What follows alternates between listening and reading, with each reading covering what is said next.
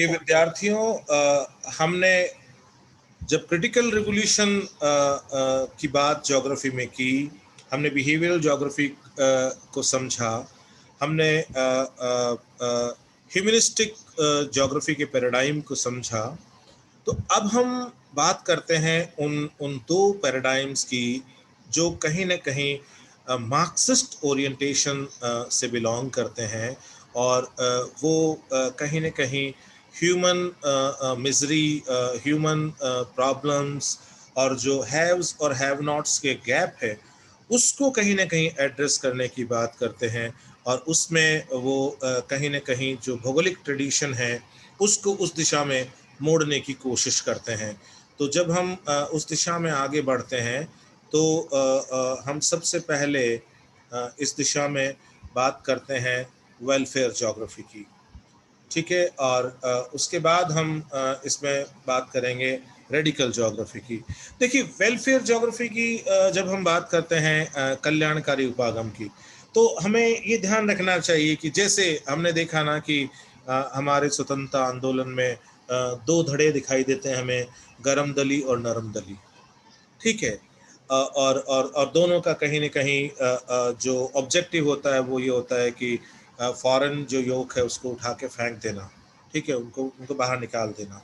एक with in the system रहकर बदलाव की बात करते हैं, एक सिस्टम को रिवर्ट करने की बात करते हैं। ठीक उसी तरह हमें वेलफेयर और रेडिकल ज्योग्राफी को देखना है। वेलफेयर ज्योग्राफी सॉफ्ट लाइन में बात करती है मार्क्सिस्ट अप्रोच के साथ में, रेडिकल ज्योग्राफी थोड़ा हार्ड लाइन में बात करती है मार्क्सिस्ट अप्रोच के साथ, ठीक है। तो welfare geography is an approach to geography where the emphasis is on spatial inequality and territorial justice. इसमें कहीं ना कहीं हमारा ध्यान केंद्रण होता है किसके ऊपर? जो स्थानिक असमानताएं हमें देखने को मिलती है ना, और उसके साथ साथ जो जो जो जो न्याय की दशा है ना, जिसमें हम राज्य की भूमिका की भी बात करते हैं, उसकी हमें यहाँ पर कहीं ना कहीं प्रासंगिकता दिखाई देती है इस चिंतन के ऊपर, ठीक है। Destined up with the rise of radical geography in early 1970s, एक साथ मूवमेंट शुरू होता है रेडिकल ज्योग्राफी का और वेलफेयर ज्योग्राफी का। तो welfare geography stress the need to identify and explain the existence of crime, hunger, poverty, and other forms of discrimination and disadvantages, ठीक है। तो कहीं ना कहीं ये जो कल्याणकारी उपागम है ये किस पर जोर देता है? ये जोर देता है कि हमें हमें पहचानना चाहिए, है ना, हमें आवश्यकता है पहचानने की, नीड टू आइडेंटिफाई और एंड एक्सप्लेन, है ना, हमें आवश्यकता है पहचानने की और वर्णित करने की। किन चीजों को? हमारे समाज में जो अपराध की स्थिति है, हमारे समाज में जो भुखमरी की स्थिति है, हमारे समाज में जो असमानता की स्थिति है, ठीक है, इन सबको हमें उजागर करना चाहिए। और in the spatial context, Smith जो सबसे बड़े एडवोकेट थे वेलफेयर ज्योग्राफी के, वो ये कहते हैं कि हमारा कंसर्न किस बात से है, हमारे अध्ययन में इस बात पे फोकस होना चाहिए, why gets, who gets what, where and how, किसको क्या मिलता है, कहाँ मिलता है और कहाँ नहीं मिलता है, और उसके पीछे कौन से प्रक्रम उत्तरदायी है, हाउ, ठीक है। और ये एक तरह से ये मान लीजिए कि ये स्लोगन है एक तरह से वेलफेयर ज्योग्राफी का, who gets what, where and how, ठीक है ना। तो यहाँ पे देखो कि जो जो जो शुरुआती काम है ना जो हम देखते हैं, है ना, वो ज्यादातर वर्णनात्मक होता है, ठीक है। और ये कहीं ना कहीं पे जो वेलफेयर इकोनॉमी है, ठीक है, उसको हम लोग यहाँ समझने की कोशिश करते हैं। Develop the abstract formulation used in welfare geography, है ना, वेलफेयर ज्योग्राफी में जो एब्स्ट्रैक्ट फॉर्मुलेशन का इस्तेमाल होता है उसके साथ साथ हम इसको समझने की कोशिश करते हैं। Grounding it empirically, but maintaining the use of algebraic representations, it provided a basis of evaluation. है ना। कहीं न कहीं हम ये देखते हैं कि इसके अंदर हम ये देखते हैं कि कहीं न कहीं अनुभविक पद्धति के अनुसरण की परिपाटी हमें देखने को मिलती है, ठीक है। और इसका जो ध्येय है, इसका जो फोकस है वेलफेयर ज्योग्राफी का, वो किस पे है? Connection between spatial variation of need and structures of a provision in the creation of geographies of welfare. ये डीएम स्मिथ का कहना है। डीएम स्मिथ इस बात को मानते हैं कि हमारा जो मूल ध्येय है वेलफेयर ज्योग्राफी का, that is on the connection between the spatial variation. ये उस कनेक्शन की बात करते हैं किस किस के बीच? स्पाशियल वेरिएशन ऑफ नीड, ठीक है, जो आवश्यकताओं के अंदर हमें स्थानिक भेद मिलता है वो, and structures of provision in the creation of geographies of welfare, है ना।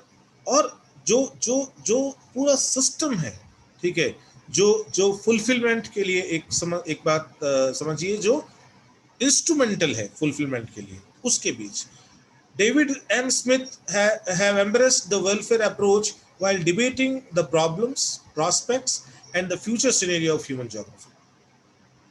जब स्मिथ बात कर रहे थे समस्याओं की, बात कर रहे थे प्रॉस्पेक्ट्स की, संभावनाओं की, और बात कर रहे थे मानव भूगोल के भविष्य के स्वरूप की, तब उन्होंने कहीं वेलफेयर ज्योग्राफी की बात करते हैं वो।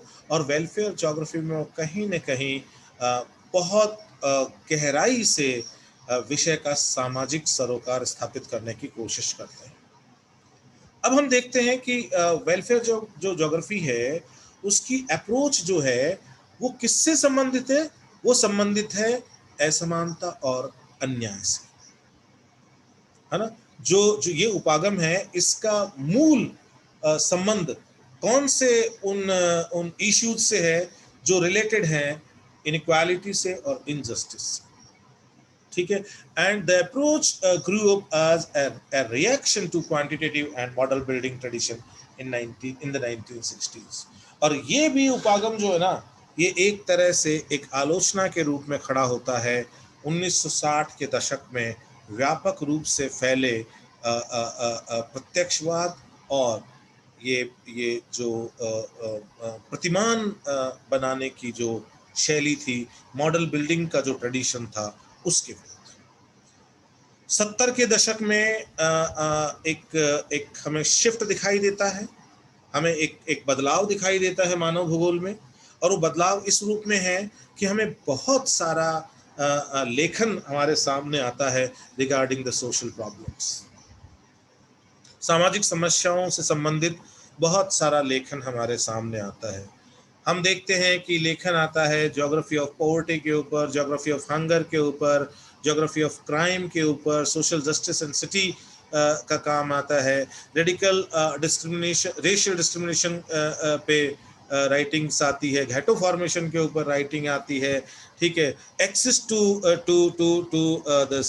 पब्लिक सर्विसेज की बात आती है, access to health, access to education, ठीक है। तो इन पर राइटिंग्स आनी शुरू होती है ना। सामाजिक जो समस्याओं से जुड़े मुद्दे हैं, उन पर भौगोलिक लेखन आना शुरू होता है, ठीक है।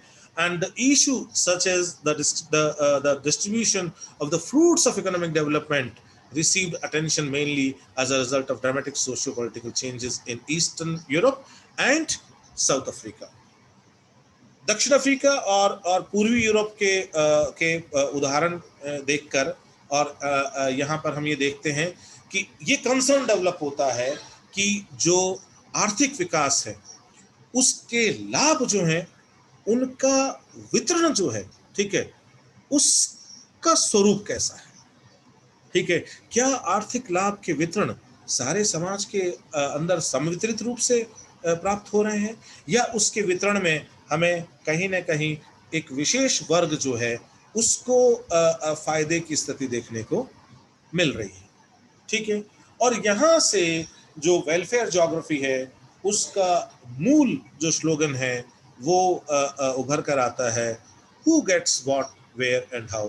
किसको किसको क्या, कहां और कैसे मिल रहा है ना। और ये जो डीएम स्मिथ देते हैं, उसमें हु का मतलब है सीधा सीधा किसी भी क्षेत्र में रहने वाली पॉपुलेशन से जिससे हमारा सरोकार है, ठीक है। और जब हम बात करते हैं व्हाट की, तो फिर ये है कि भाई क्या मिल रहा है और क्या नहीं मिल रहा, है ना, क्या मिल रहा है और क्या नहीं मिल रहा, ठीक है। तो बहुत सारी जो सुविधाएं हैं, various facilities and handicaps enjoyed and endured by the population in the form of services, commodities, social relationship, etc. ठीक है। आपको आपको आप देख सकते हैं कि जो वस्तु के रूप में क्या मिला क्या नहीं मिला, सेवा के रूप में क्या मिला क्या नहीं मिला, है ना, सर्विसेज के रूप में, और इसके साथ साथ सोशल रिलेशनशिप, जिसके अंदर हम ये देखते हैं कि जो सोसाइटल कंडीशंस हैं अलग अलग ग्रुप्स की, ठीक है, वो उनकी से रिलेटेड जो बात है वो यहाँ निकल कर आती है व्हाट के अंदर। और वेयर के मतलब ये है कि भाई differentiating living standards in different areas, अलग अलग क्षेत्र में कहाँ मिला और कहाँ नहीं मिला, है ना। भाई क्या मिला और क्या नहीं मिला, उसके बाद अगला क्वेश्चन आता है कहाँ मिला और कहाँ नहीं मिला। तो किसको मिला किसको नहीं मिला, क्या मिला क्या नहीं मिला, कहाँ मिला कहाँ नहीं मिला।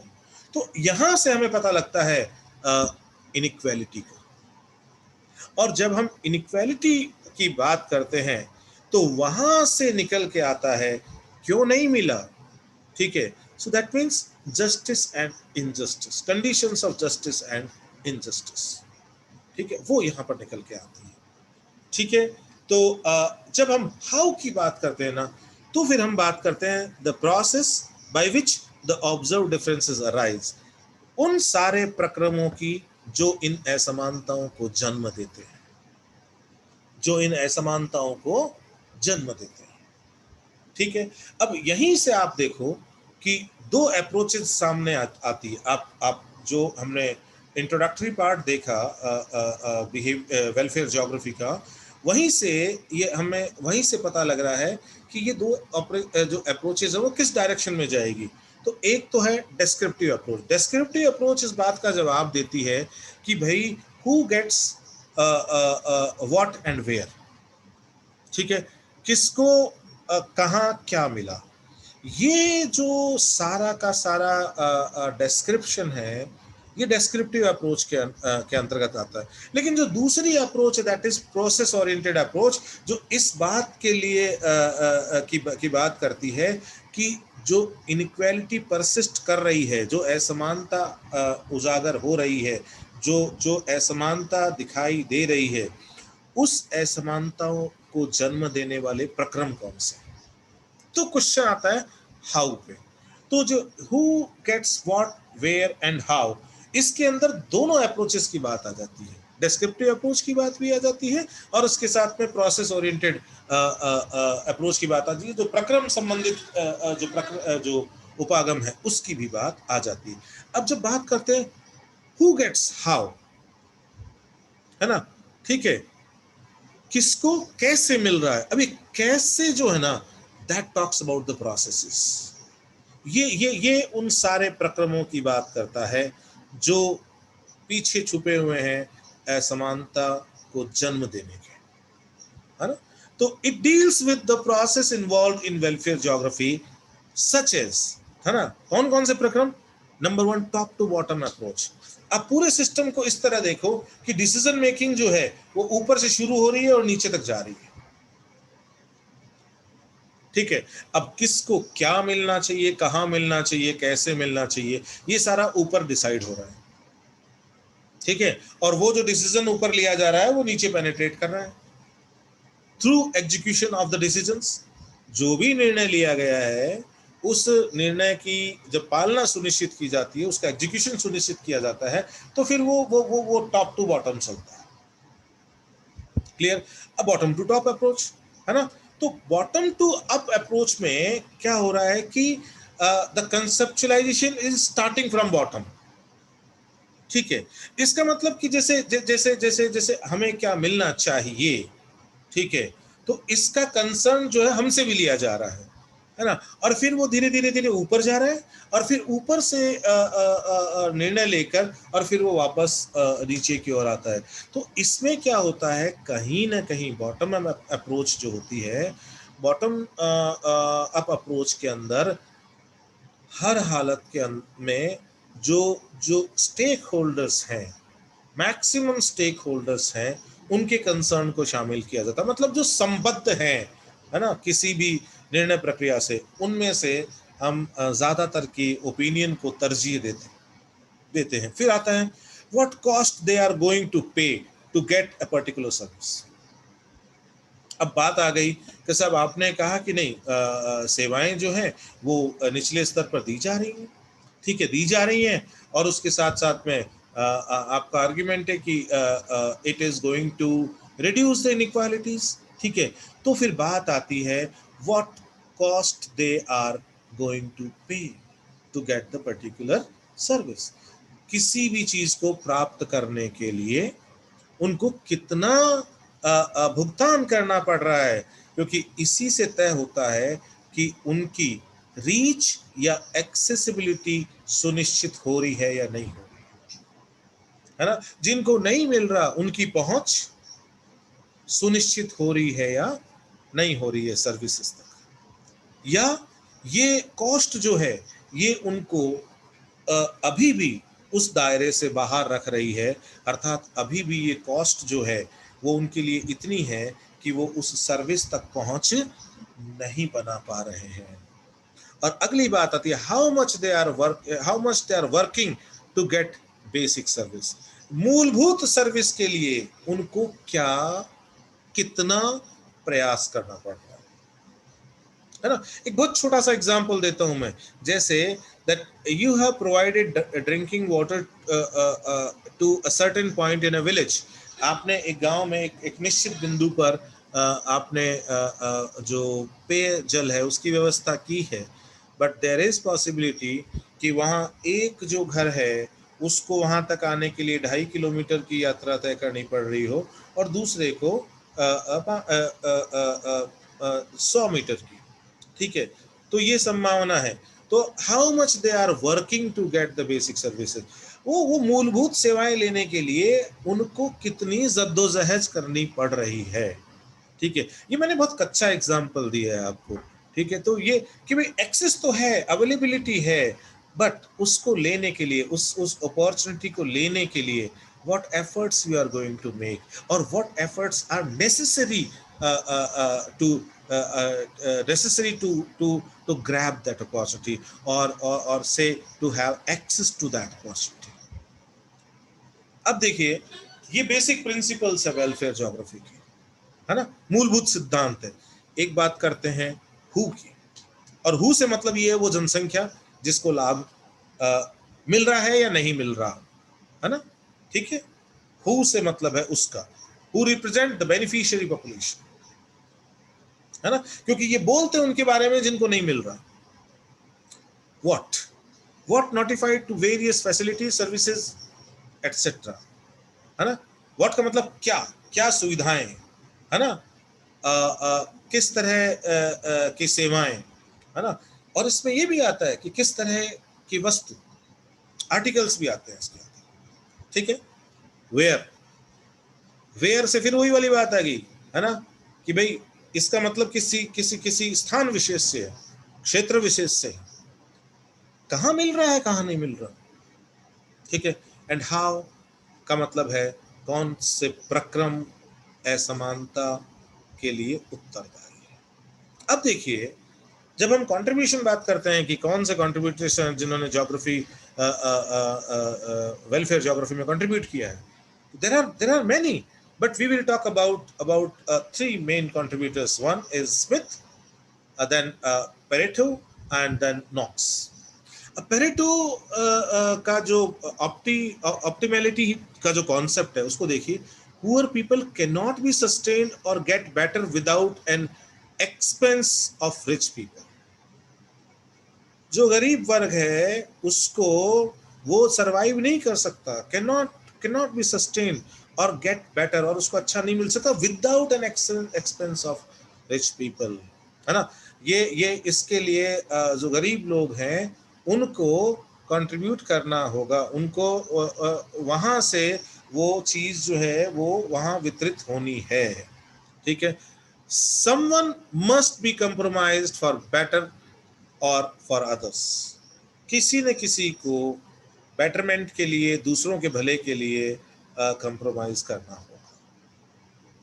ठीक है, अब आप देखिए मोटे तौर पे आप इंडिया के अंदर हमारा जो वेलफेयर स्टेट का कॉन्सेप्ट है उसके अंदर हम क्या करते हैं कि हमारे यहाँ जो डिस्ट्रीब्यूशन ऑफ रिसोर्सेज है वेरियस स्टेट्स को, तो कुछ स्टेट्स ऐसे हैं जिनसे रेवेन्यू ज़्यादा मिलता है और बदले में उनको असिस्टेंस कम दी जाती है, और उनसे प्राप्त जो रेवेन्यू है उसको उन स्टेट्स को दिया जाता है जिनका रेवेन्यू बहुत कम है और उससे उनकी आवश्यकता पूर्ति नहीं होती, तो उनको सेंट्रल असिस्टेंस के रूप में, केंद्रीय सहायता के रूप में वो दिया जाता है।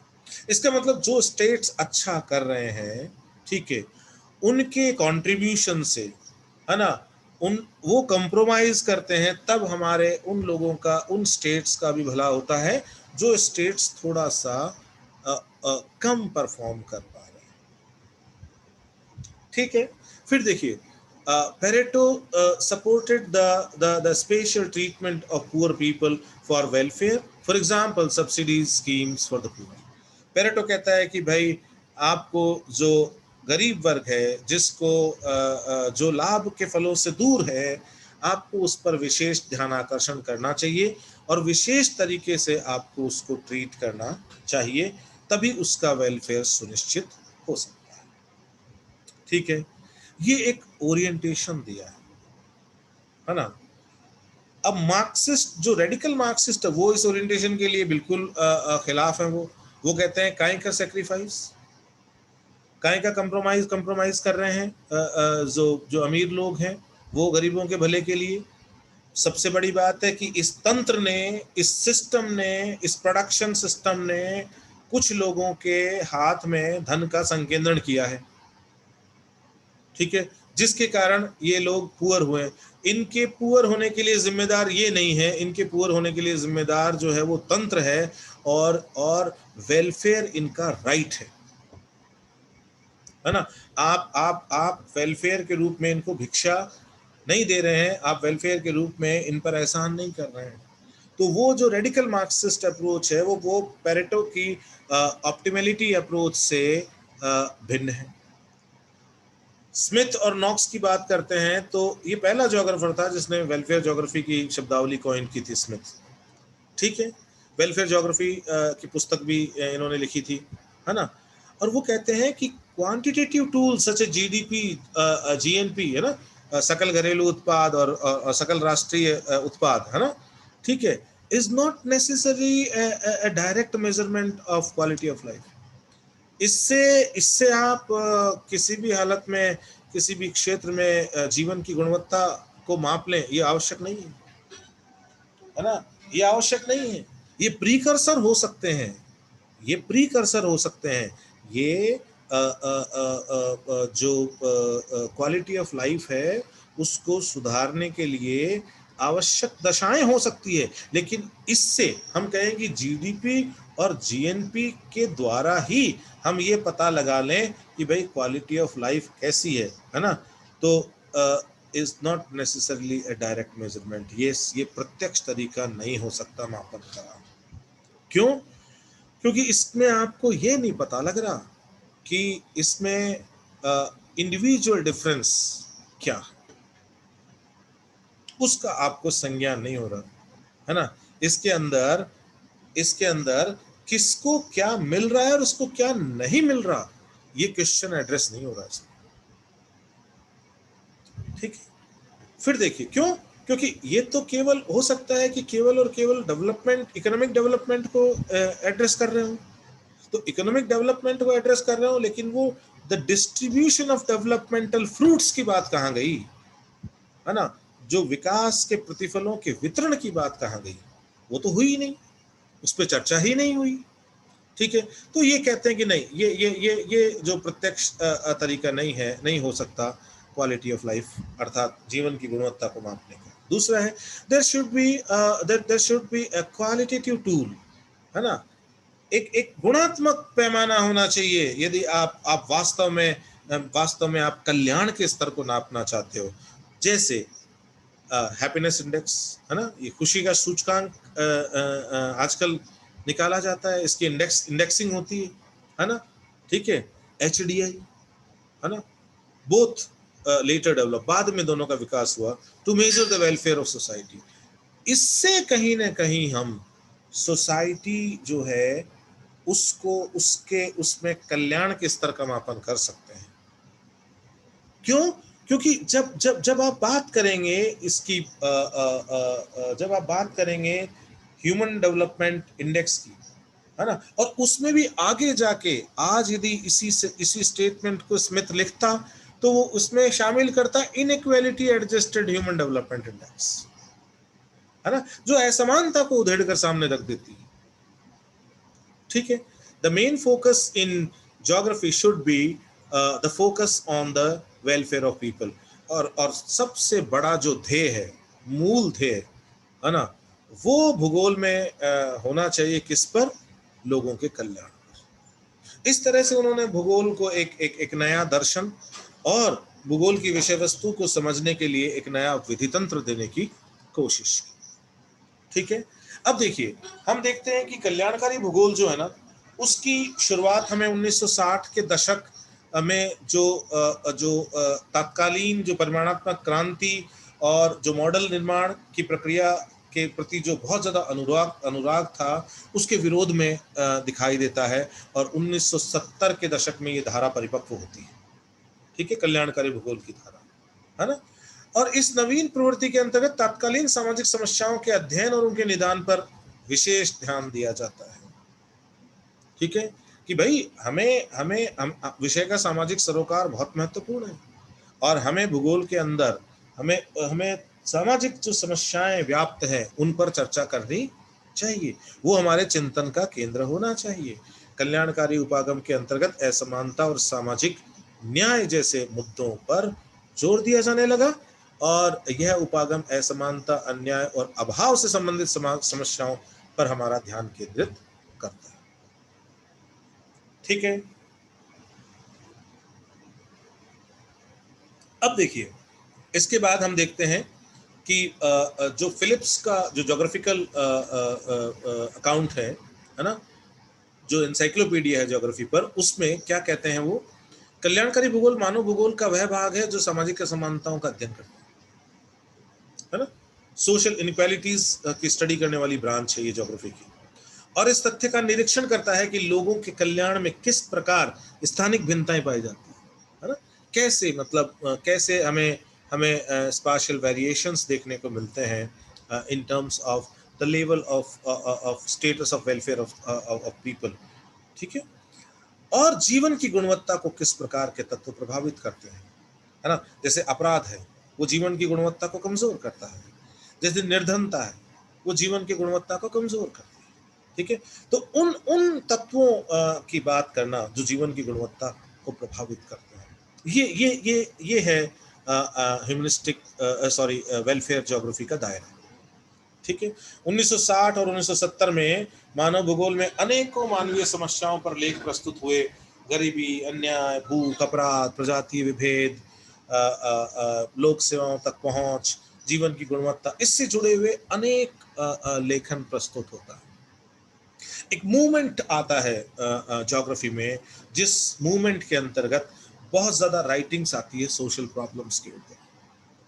ठीक है, और सबसे ज्यादा जो लीडिंग पर्सन है इस पूरे मूवमेंट को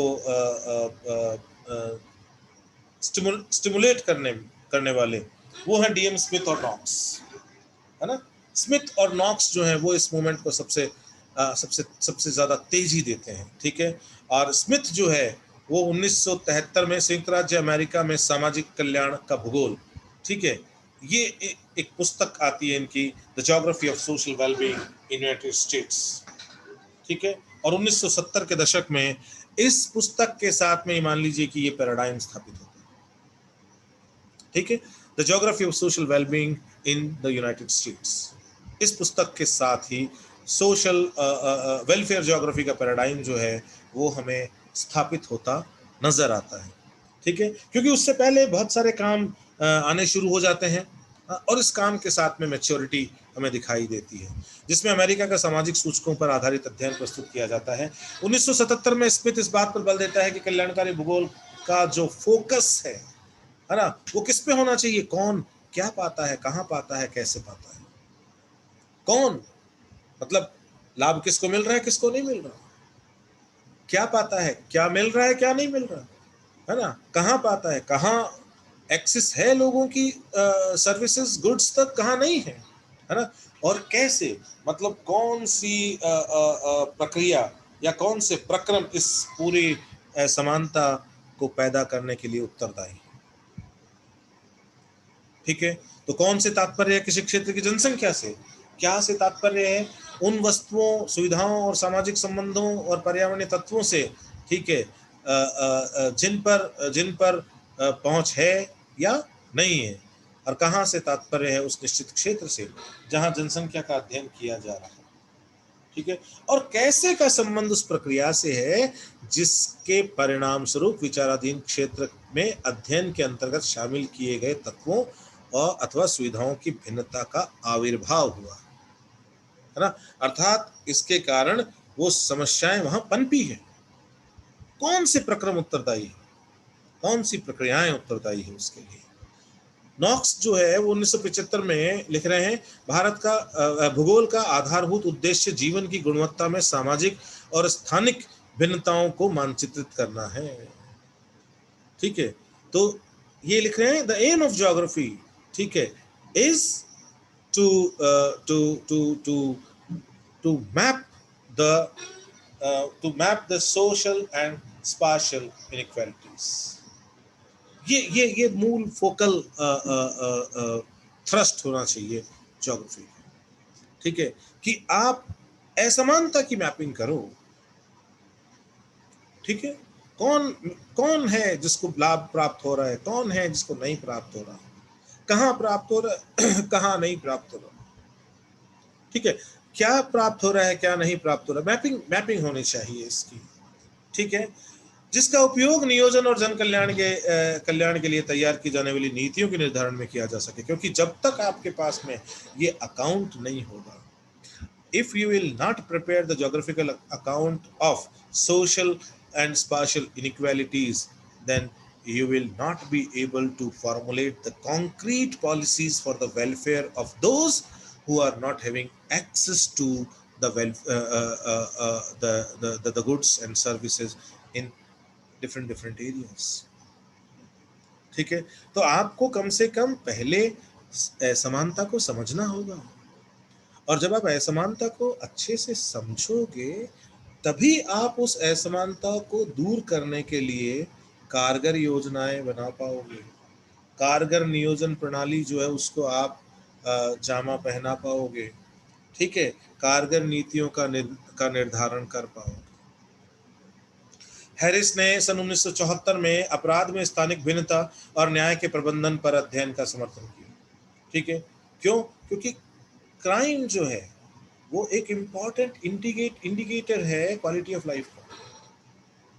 इसीलिए उसने कहा कि अपराधों में स्थानिक भिन्नता और न्याय के प्रबंधन का अध्ययन जो है वो बहुत बहुत महत्वपूर्ण है, क्योंकि वो कह रहे हैं कि अपराध के संबंध में पूर्व कथनीय मॉडल तैयार कर पुलिस की गतिविधियों को संगठित किया जा सकता है। कि यदि आप ये सब अध्ययन करोगे और यदि आपने ये सब अध्ययन करके और आप इस अध्ययन के परिणामों को यदि आप सही ढंग से प्रस्तुत करोगे, सही ढंग से उनको आप व्यवस्थित करोगे, तो फिर ये मान लीजिए कि आपके पास में प्रिडिक्टिव मॉडल्स तैयार होंगे, पूर्व कथनीय मॉडल तैयार होंगे, और यदि प्रिडिक्टिव मॉडल्स तैयार होंगे तो आपके लिए एक्शन स्ट्रेटजी बनाना आसान है अपराध को नियंत्रित करने के लिए। ठीक है, क्यों, क्योंकि आपको आपका एक अंदाजा क्रिएट हो जाएगा, है ना, इस बात को लेकर कि कहाँ किस प्रकार के अपराधों के लिए दशाएं बन रही है, बन सकती है। तो समय पर यदि आपके पास में प्रेडिक्टिव मॉडल्स हैं तो आपकी एक्शन स्ट्रेटजी बहुत रियलिस्टिक हो सकती है ना। फिर बीटिंग बिहाइंड द बुशेस वाली बात खत्म हो जाएगी, है ना। आप सीधा हिट कर सकते हो प्रॉब्लम को, ठीक है।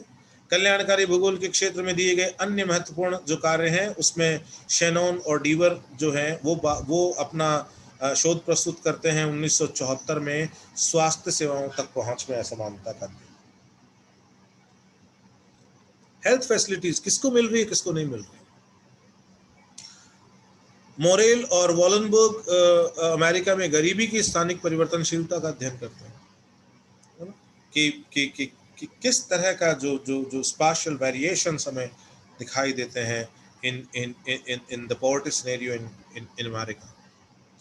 फिर जब बंगी बात करते हैं, क्योंकि बंगी ध्यान रखना कि ये शुरू में बहुत हार्डकोर यू मान लीजिए कि पॉजिटिविस्ट के रूप में दिखाई देते हैं, क्योंकि ये क्वांटिटेटिव रेवोल्यूशन को बहुत थ्रस्ट करते हैं, ठीक है। लेकिन बाद में इनकी अप्रोच हमें उसमें एक शिफ्ट दिखाई देता है, और डेट्रॉइट के निर्धन जो अश्वेत लोग हैं उनकी गरीबी की दिशा पर यह अध्ययन प्रस्तुत करते हैं, ठीक है। कॉक्स अमेरिका के प्रजातीय तनाव, जो रेशियल टेंशन्स होते हैं वहां पे वो, और जो जो जो जो जो अर्बन क्राइसिस है, नगरीय संकट, उस पर शोध प्रस्तुत करते हैं।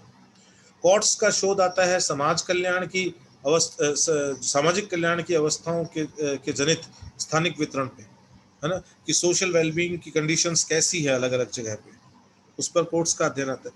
ये सारे के सारे कंट्रीब्यूटर्स जिनको हम पढ़ रहे हैं, ठीक है, along with Smith, Knox, Pareto, उनके साथ साथ ये सारे कंट्रीब्यूटर्स हैं जो इस पूरे वेलफेयर आंदोलन को एक आंदोलन का रूप देते हैं और वेलफेयर पैराडाइम को एस्टेब्लिश करने में अपना योगदान निभाते हैं। ये डेविड स्मिथ की किताब है ह्यूमन ज्योग्राफी वेलफेयर अप्रोच। ये बहुत फेमस किताब है, बहुत फेमस कंट्रीब्यूशन है, जहाँ से हम देखते हैं कि वेलफेयर ज्योग्राफी जो है वो एक पैराडाइम के रूप में स्थापित होती है, ठीक है। तो इस तरह हमने देखा कि किस तरह एक पूरा एक वेलफेयर मूवमेंट हमें दिखाई देता है। विशेष तौर पे इसकी शुरुआत अमेरिका में होती है और बाद में फिर दुनिया के दूसरे कोनों में इस परिपाटी पर शोध शुरू होते हैं। और आज भी दुनिया में अलग अलग देशों के अंदर जो अलग अलग सोशल प्रॉब्लम्स है उनके ज्योग्राफिकल इंटरप्रिटेशंस वेलफेयर ज्योग्राफी की अप्रोच के अंतर्गत भी हमें बहुतायत में देखने को मिलते हैं।